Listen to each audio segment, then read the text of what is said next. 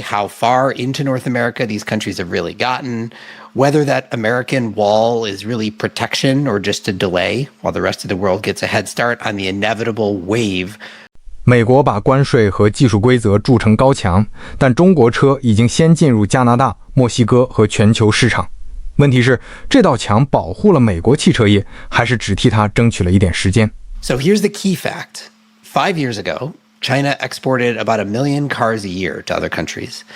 This year, it's tracking somewhere around 12 million, more than Japan or Germany ever shipped at their peaks. No country has ever scaled car exports that fast.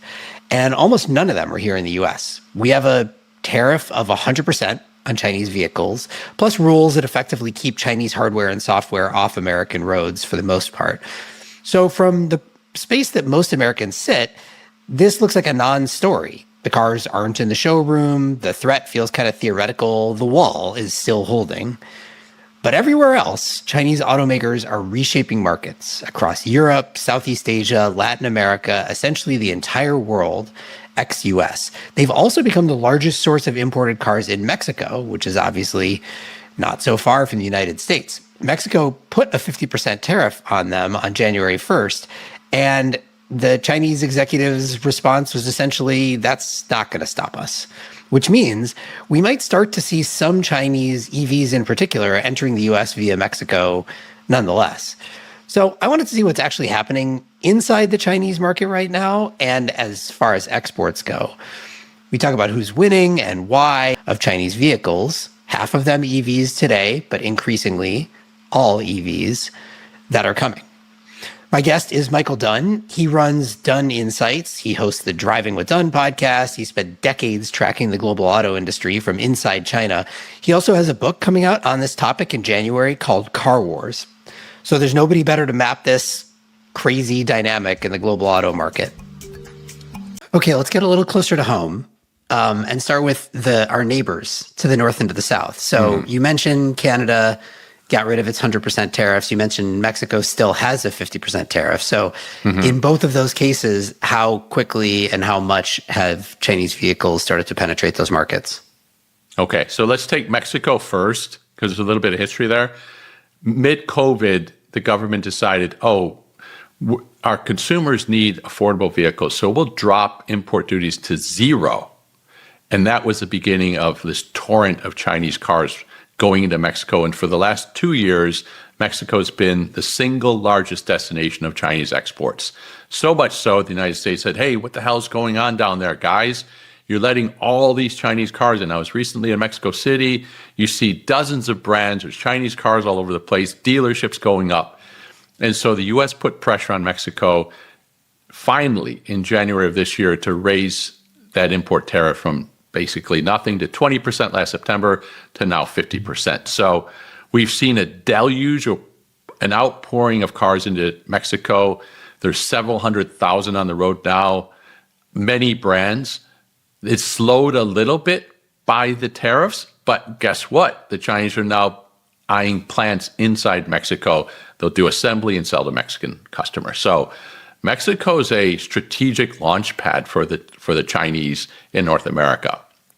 And if we go north of the border, just as you said, Canada held the line on imports at 100% with the United States until earlier, gosh, time flies so fast, earlier this year, when Carney went and said, we're going to allow our first 49,000 cars from China duty-free to come in, EVs, and we're already seeing by next week, we'll start to see the first batch. And guess what? The first batch is actually Teslas made in China, but they'll be followed by Volvos. I know SAIC's in there, BYD's in there, Geely's in there. They're all muscling in to try to get a share of that $49,000 quota. Okay, and so here we are in the US, and I guess I have a first question, which is the reason that we haven't seen Chinese cars, Chinese EVs in particular, flood the market here is because we have this 100% import tariff. But given the pricing that you mentioned, they're selling at $10,000. Even with a 100% import tariff, they're still going to be cheaper in the US. Like if you're trying to buy an EV in the US, it's hard to find a $20,000 EV as well. So I'm sort of surprised that even despite that tariff, we haven't started to see a lot of imports. Why do you think that is? Yeah. I really appreciate at the outset when you said we might go deeper in the weeds because it gets a little bit hairy here. So a couple of caveats. That under $10,000 vehicle that's sold in China would not qualify for registration in the United States on safety and probably on overall emissions, depending on if it's PHEV or EV, but mainly safety. Homologation is not there. So, for example, that same Seagull that's sold in China at $10,000, let's call it, sells in Mexico for $20,000. Mexico's standards are not as high as the United States, so we're talking about $25,000, $30,000. Now you have a small car with small range, and guess what? The American consumer goes, not really into that. I know it's 25, but it's small and short range, not that great looking. No, I want a bigger vehicle. So let's be careful. I think we need to be careful about what kinds of cars the Chinese would actually aim to sell here. Second thing to note, the Chinese are starved for profits. And when I talk to the Chinese manufacturers, they're far less interested in solving America's affordability program and far more interested in saying, how can we attack the larger SUV and pickup truck segments? BYD, for example, recently launched this mid-sized pickup truck called the Shark. It's aimed directly at the Tacoma and the Ranger. And I know other Chinese automakers have the full-size pickup and SUV trucks in their pipeline for planning. So we got to be careful. Like, we'd love to the Chinese come in and solve our affordability problems, but I don't think that's on the agenda. They would come and build as high class, high quality vehicles as possible in the hopes of capturing those profits that they cannot find easily anywhere else in the world. Yeah, okay, so this is an important point. Just to stay on that for a moment, because I hear from so many people like, oh, just please let the Chinese in because they're going to make our lives all happy. Well, the Chinese are not dummies, and they have their own agenda, and it may or may not be solving our affordability program. No, actually, they want to get the profits. Right. So particularly with 100% tariff, they actually wouldn't be competitive in the United States, given what they would sell here and what they would have to sell it for. Are we seeing Chinese vehicles sneak into the United States nonetheless via Canada or Mexico? We here in San Diego will see, it's not uncommon to see BYDs and MGs come across the border for the day. So still not possible to register them here legally, but you can imagine a scenario. There's a lot of people commute over the border every single day. Tens of thousands, hundreds of thousands of people cross the border, buy a Chinese car there, register it there, and make that your daily driver. That's happening in places here. Also near El Paso, Texas. We even see them in Phoenix. Now, these are small numbers. They're not overwhelming. But imagine as more and more of these cars come across the border and Americans see them and go, hey, that's a pretty good looking car. I want one of those. There'll be even more pressure on the U.S. to let them in. Let them in. We talk about cybersecurity for a second. I mean, we ban lots of Chinese things where we have cybersecurity concerns. I can imagine that our vehicles are one of the areas that would be a concern for us. Obviously, we've effectively banned Chinese vehicles anyway via this tariff, but other countries, is that a concern that you have a Chinese vehicle that is a software-defined vehicle, as you said, taking over the market? Like, how have other countries dealt with that? It's absolutely a concern here in the United States, and other countries so far look at it and seem to just shrug. UK, no problem. Australia, New Zealand, no problem. I can't think Canada, bring them in.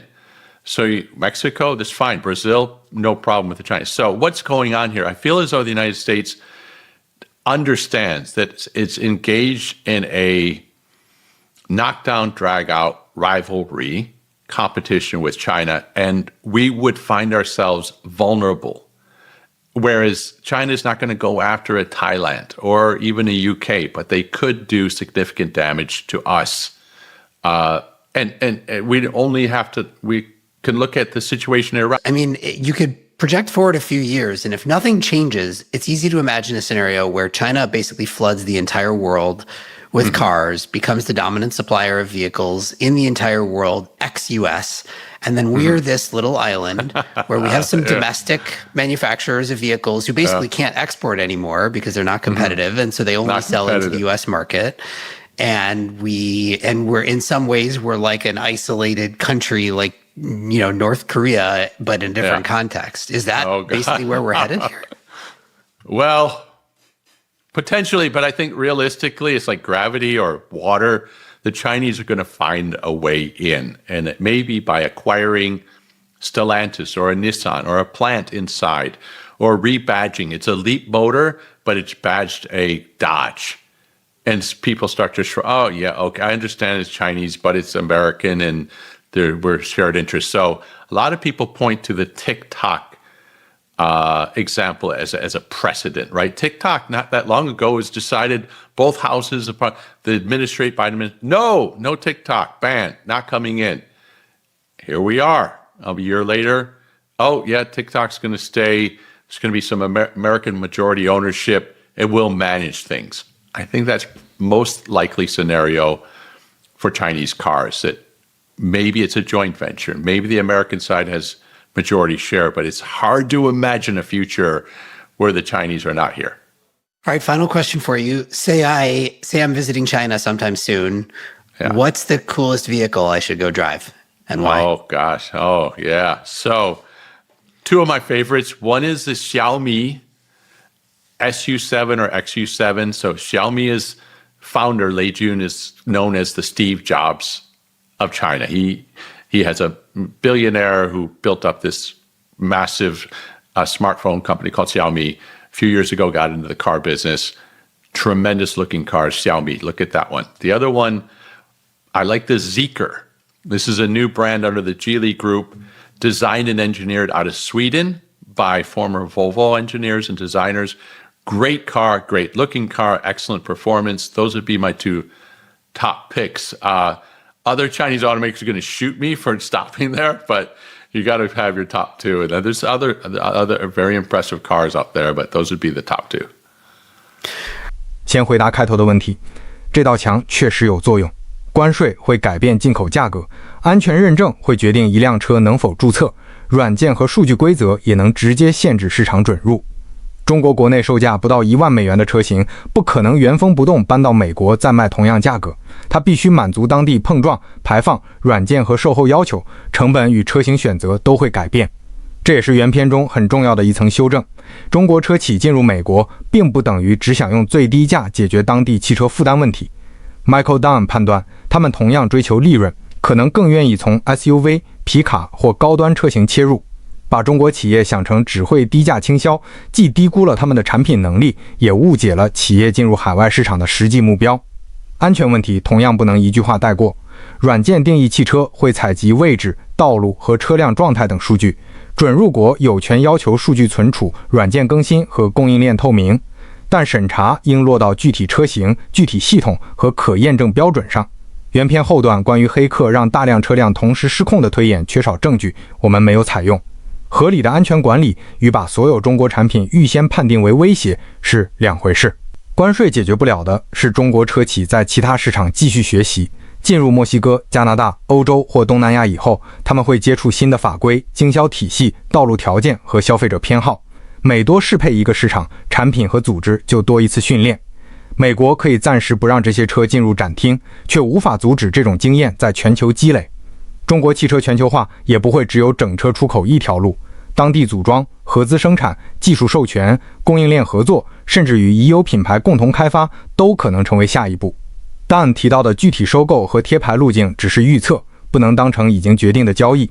它的基本判断仍值得重视。产业能力形成以后，企业会调整进入方式，不会只盯着一扇关闭的大门。这恰恰是中国汽车做得好的地方。它有从小型电动车到 SUV、皮卡和智能车型的产品宽度，也有把电池、电子零部件、软件和制造带到海外项目中的能力。出口遇到关税时，可以研究当地生产；品牌不被接受时，可以先从供应链或合作开发进入。全球化比拼的是适应能力，不只是装船数量。对美国汽车业来说，关键并非要不要设防，而是利用设防争取来的时间做什么。若把时间用于电池供应链、车型开发、软件平台、充电服务和制造效率，关税可以成为调整窗口。若只让本土企业暂时避开竞争，成本高、产品更新慢的问题不会自行消失，墙外的竞争者反而会在其他市场继续进步。中国车企也必须面对海外合规、售后网络、品牌信任和盈利能力的长期考验，不可能因为国内增长快就自动赢得每个市场。但美国真正需要警惕的，从来不只是某一批进口汽车，而是中国已经形成了一套可以更换品牌、地点和合作方式继续前进的产业能力。